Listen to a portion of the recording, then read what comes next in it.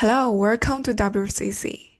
Have you ever switched your web content from one language to another and just find out the text got broken?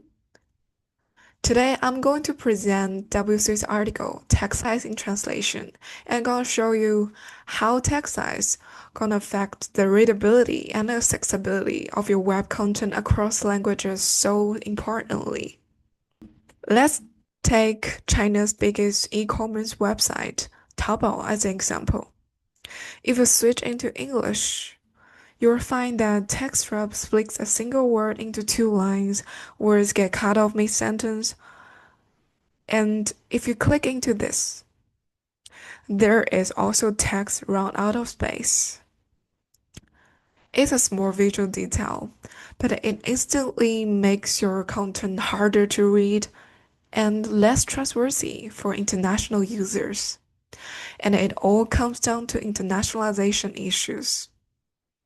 Let's take a closer look. This is an example of a 9-word English sentence. Very simple.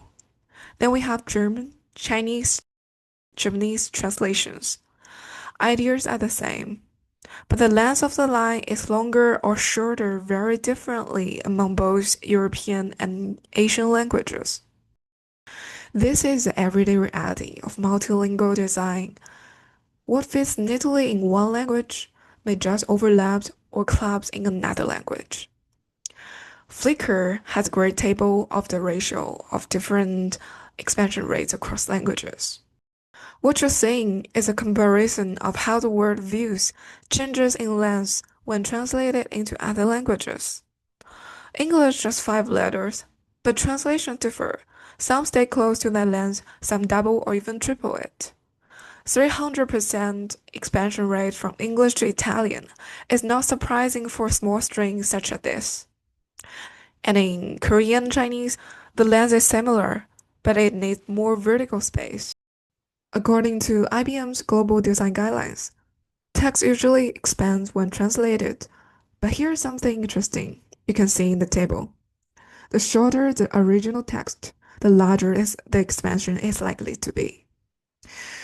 So if we don't plan for that growth, we end up with broken interfaces, buttons that overflow, labels that get cut off, and layouts that simply don't work anymore. We also have other complicating factors that affect your text expansion on your web content page. Firstly, a number of languages, such as Finnish, German, and Dutch, create single large words to replace what is a sequence of smaller words in other languages. For example, the English input processing features may become very long in German. So in English, that phrase can easily wrap into two lines when space is tight.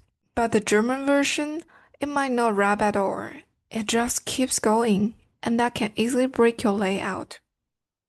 Then there are languages like Chinese, Japanese, and Korean. Their characters are more complex than Latin letters. Each word takes up more horizontal space.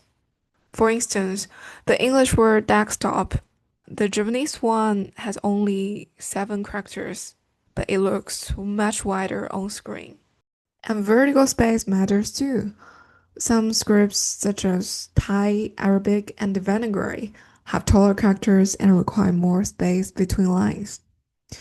In this example, you can see that the same text in English and Thai both take up 2 lines, but the Thai version is noticeably taller.